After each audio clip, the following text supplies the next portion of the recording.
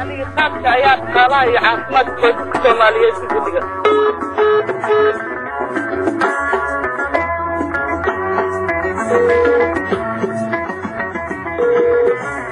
halka Soomaaliyeed wuxuu ku jiraa in loo laabto Ilaahay iyo kutubadiisa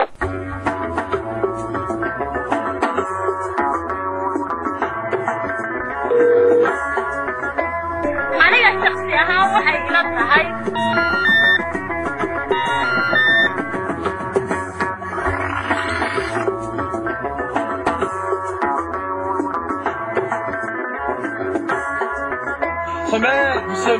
شمال صادقين 86 شماليين صادقين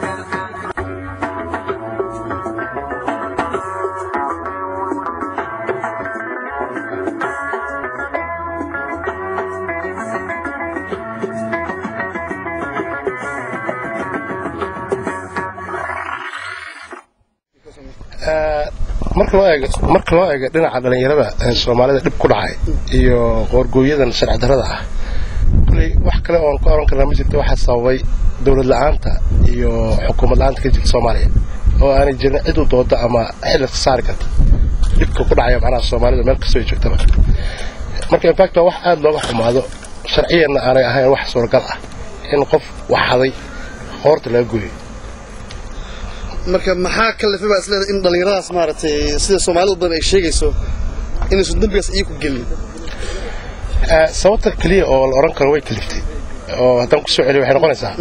in aanay jirin cid xil iska saaraysa ama aanay dawladda Sacuudi Carabiga ogeyn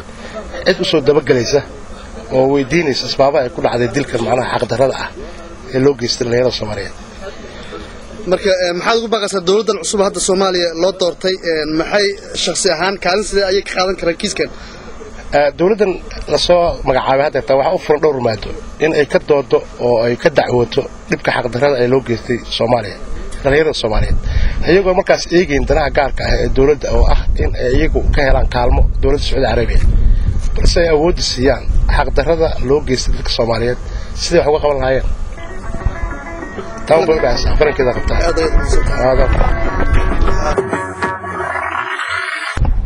بسم الله الرحمن الرحيم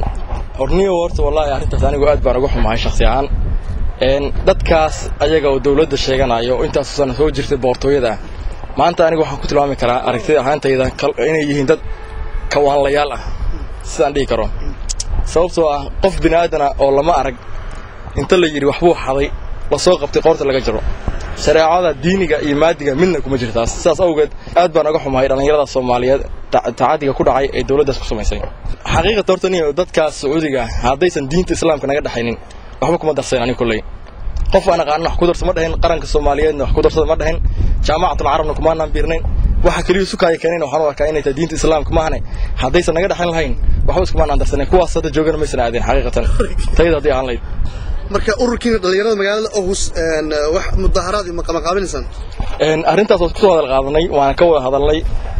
kulli dhaqdhaqaaqeedu uu socdaa hadii Allah idmo waan rajaynaynaa in macnaha mudaharaad balaaran oo gobolada isaga yimaado aan ka sameyn doono insha Allah waan rajaynaynaa hadii Allah idmo aad ayuu muusatay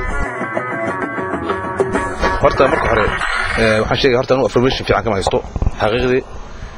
wararka la sheegayaan way kala duwan yihiin hadda Soomaalida waxaan ka maqlay dhowr jeer in lagu dilay xaq darro Sacuudiga wax ka soo baxay waran maana maqal balse wuxuu ku xirantay horta qaabka lagu dilay qofka bini'aadamka huna wuxuu san ogeeyay wax si qalad xog sheeg waa dhibaato wuxuu sidoo markay diin ku shaqleeyeen mar walba wax xad go'an ay leeyihiin wax qof soo roos isticmaal kara maahan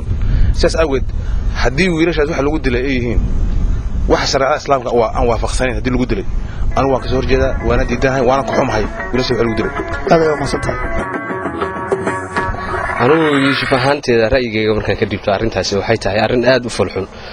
maadaama aan ahay wiil dhalinyaro Soomaaliyeed waxaa yeelay wadanka hadda gaalada aan joogno ma qabto in wiil yar dhalinyaro ah wax sameeyay ama wax haday in surka laga jara marka iyagoo dad muslimiin ah Sacuudiga wadanka oo dawladda ah inay dhalinyaro Soomaaliyeed ah macnaha ama muslim sheeganayo inay ay surka ka jaraan because diintu waxay sheegaysaa in gacanta laga jaro ninkii tuug ah ama ninkii wax sameeyay ama wax ninkii dhacay marka ninka haduu wax dilo ama qof surka ka gooyo kale ama qof mid galay taasi waa sharci gooniya laakiin nin dhalinyarada wax fool xun sameeyay ama gaari yara jabsadeen wax dhacay in surka laga joogo arrintaas aad bay u farxun tahay adinka maadaama aad ka mid tihiin ururka dhalinyarada Soomaaliyeed ee magaalada Aarhus urur ahaaneed ma jiraan banaanbax iyo waxyaalo aad qabanqaabiseen wallahi run ahaantii arrintaasi waxay nagu dhalatay inaan waxaas arrintaas oo kale inaan sameeyna maalin dhaweyd adiga hadartaan in muddo ah hadartaan adiga laga joogo 2 cisho marka waan ku tiri jirnaa inaan sameeyno marka insha Allah waxaan rajeen doonaa inaan gudaha galno si fiican hawshan u sameeyno aad maasanta والله أرنتي واحد يلا وحمد قف كسر سومالينا وكحمد ومارت قف كسر دقلة وككل هذا ويرايس لكن أنا وحيلتها هي إن دليل أصبح نلوسم وبلا نمنا كبحسن أنا حتى وحن جعل الله إن دولنا هاي أو متخنا لسنا هاي سيانا قارسنا ما حدا وحار صوبه وحن ما وحمارتي إيزي أنا أقول له بكرة معها لكن إن شاء الله وحرجيني إن دولنا لندن تو أنا كارسن دون الرقاص وحن اسمه إن شاء الله مركو وقتنا لقاروا waxaan sameyn karnaa waa sameyn wax kasta waddan ku jira oo tan siyaasna u dhicina ma maartay waxaan ka sameyn karnaa karteena wallahi inaan ka sameeyno maartay ayaan jeclaan lahaa kulligan anakoo gacmaha siisano ummadda Soomaaliyeed oo dhan nabad tahay Soomaaliya aad u mahadsantahay